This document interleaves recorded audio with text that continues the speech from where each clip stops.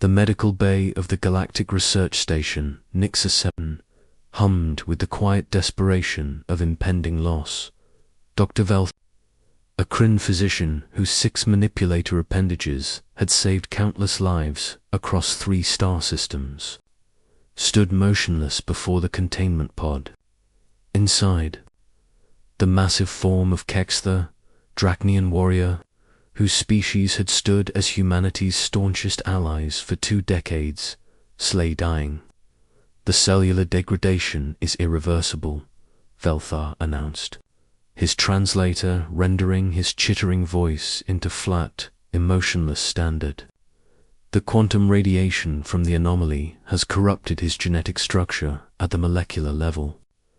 Even our most advanced regenerative protocols cannot halt the cascade. He has perhaps 6 standard hours remaining. Emma Chen stood nearby, his young face pale but composed. At 19, he was the youngest xenobiological researcher ever stationed at Nexus 7.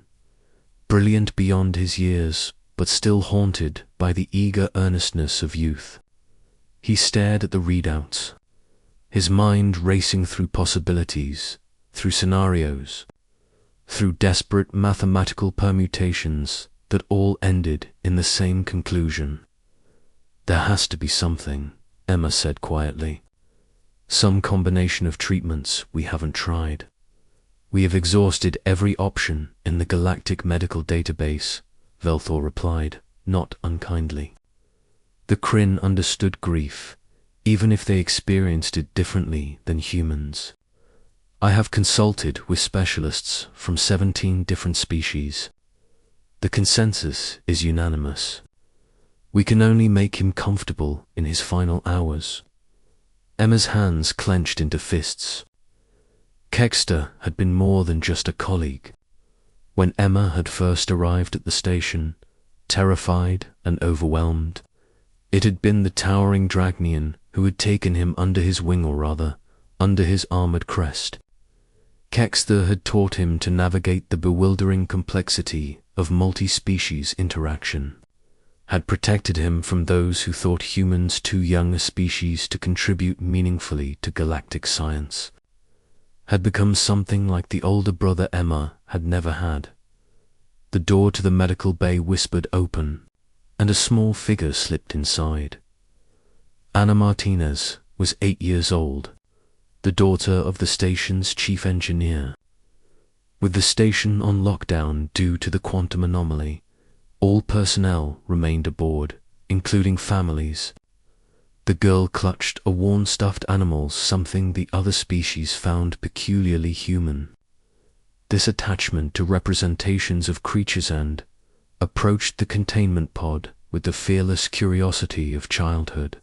Anna, you shouldn't be here, Emma said gently, moving to intercept her, but Anna dodged around him with the agility of the young, pressing her small hands against the transparent aluminum of the pod. Inside, Kexter's massive chest rose and fell with labored breaths. His scales, normally a brilliant cobalt blue, had faded to a sickly grey. Is Mr. Kexter going to die? Anna asked, her voice carrying that devastating directness that children wielded without knowing its power. Yes, little one, Velthar said, his tone softening. I am sorry. Anna was quiet for a moment, studying the dying warrior with eyes too old for her face. Then she did something that made both Emma and Velthar freeze. She activated the pod's communication interface and leaned close to the audio pickup. Stay with me. Partner, she whispered. The words were simple, almost absurdly so, but they were spoken in Dracnian battle, Canther, ancient warrior dialect that Kester had been teaching her during their chess games in the station's recreation area. Anna's pronunciation was childish, imperfect, but the meaning was clear. Inside the pod, something changed. Kexter's eyes snapped open. His vital signs, which had been steadily declining, suddenly spiked. The monitoring equipment began to ping frantically. Impossible, Velthar breathed, his appendages flying across the control interface. His neural activity is increasing.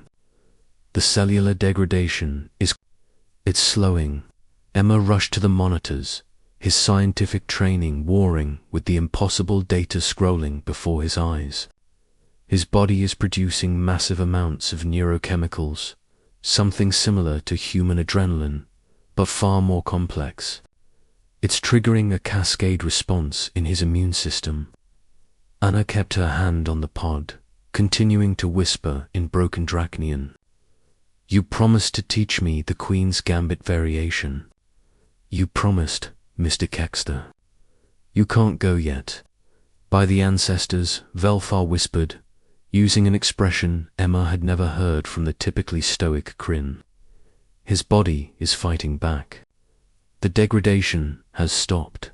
Over the next hour, the medical bay became a flurry of activity as specialists were called in, as data was collected and analyzed, as the impossible became merely the unprecedented. Kexter's condition stabilized, then slowly began to improve.